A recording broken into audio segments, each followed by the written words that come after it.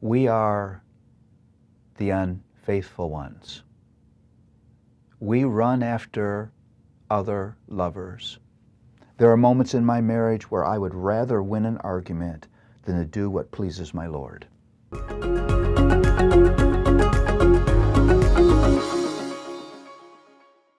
I'm going to title Hosea, The Ultimate Payment. Maybe there are few places in the Old Testament where you see such a graphic, shocking, humbling picture of sin and God's grace. This is a shocking book of the Bible. And the surface, hard to understand. And so I want to put this in context. You'll never understand the shocking nature of Hosea without understanding the warnings that God made to the children of Israel as they were entering the Promised Land. I want to go back and read for you from Deuteronomy 6. And when the Lord your God brings you into the land that he swore to your fathers, to Abraham, to Isaac, and Jacob, to give you to build, and houses full of all good things that you did not fill, and cisterns that you did not dig, and vineyards and olive trees that you did not plant, and when you eat and are full, then take care lest you forget the Lord who brought you out of the land of Egypt, out of the house of slavery.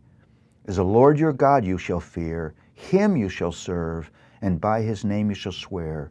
You shall not go after other gods, the gods of the peoples who are around you. For the Lord your God in the midst of you is a jealous God, lest the anger of the Lord your God be kindled against you and destroy you from off the face of the earth.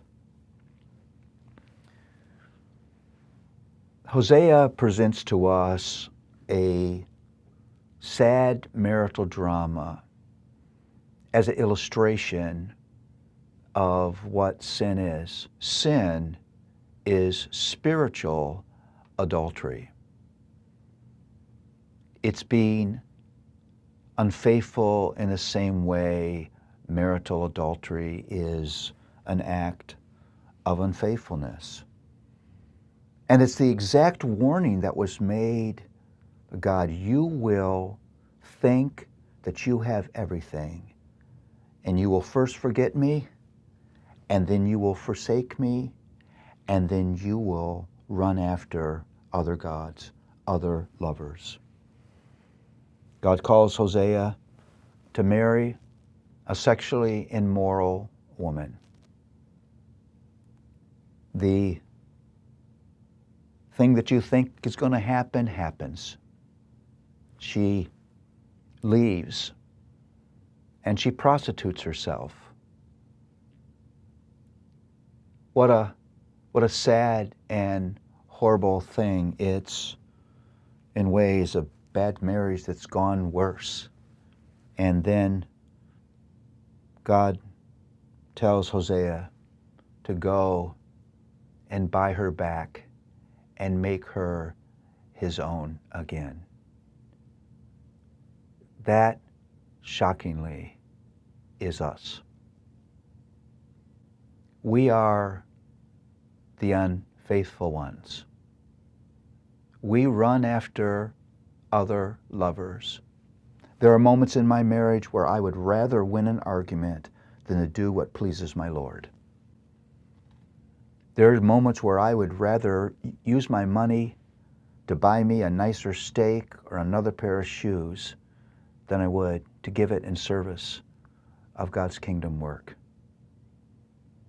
There are times when I treat people as objects for my pleasure rather than as those made in the image of God. Sin is spiritual adultery.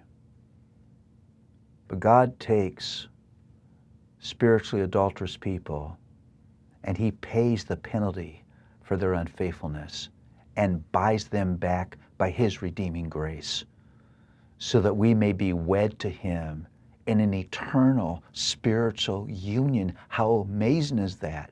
I bring no righteousness. I bring no worthiness. I bring nothing but my sin. But he places his love on me. And he will not turn his back on me. Jesus takes every ounce of our rejection. So in our marriage to our Lord, we would never again see the back of his head.